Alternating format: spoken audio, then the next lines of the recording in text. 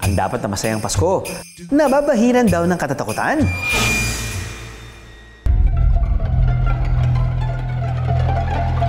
Dahil sa iba't ibang nilalang na gustong umiksena sa dapat na pinakamasayang pagdiriwang ng taon.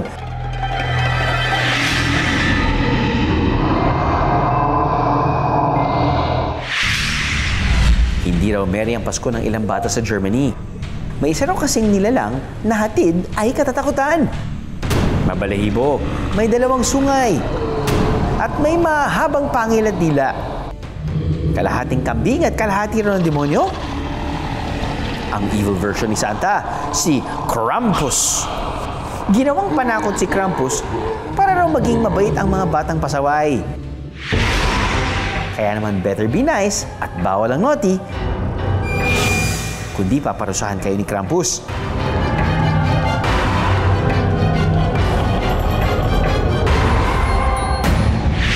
Umabot na rin sa bansang Austria ang kwento ni Krampus. Ang mga residente, nagbibihis ng mala Krampus at naglilibot para manakot ng mga tao at manghingi ng alak. Paalala lang, drink moderately mga pare. Lilipad naman tayo sa iba pang panig ng Europa.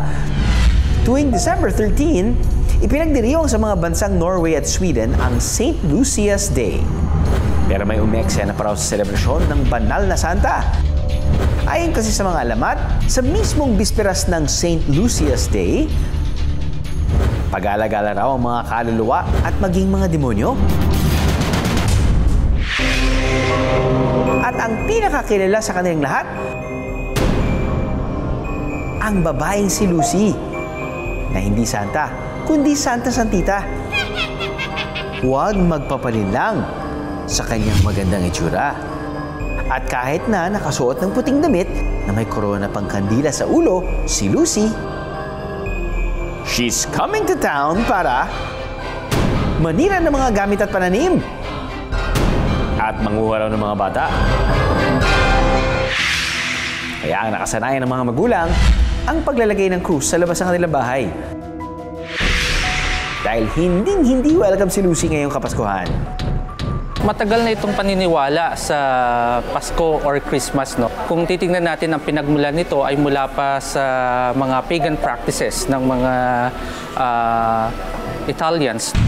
Ang buhay kasi natin parang two sides of a coin. Ay palaging pag may mabuti, may masama. Kaya nga hindi natutulog si Satanas, kaya mag-ingat kayo. Kaya lang nga, ito'y nagiging imahen ng kasamaan. At huwag nating yayakapin yun sa ating kultura, sa ating tradisyon, sa ating paniniwala.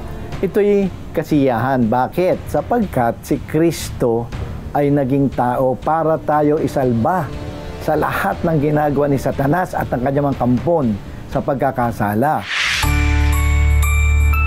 Sa kabila ng katatakutan, huwag sana natin kalimutan ang tunay na diwa ng Pasko. Ay ang pag-ibig na walang katulad na dapat nating ibahagi sa buong mundo. Aha!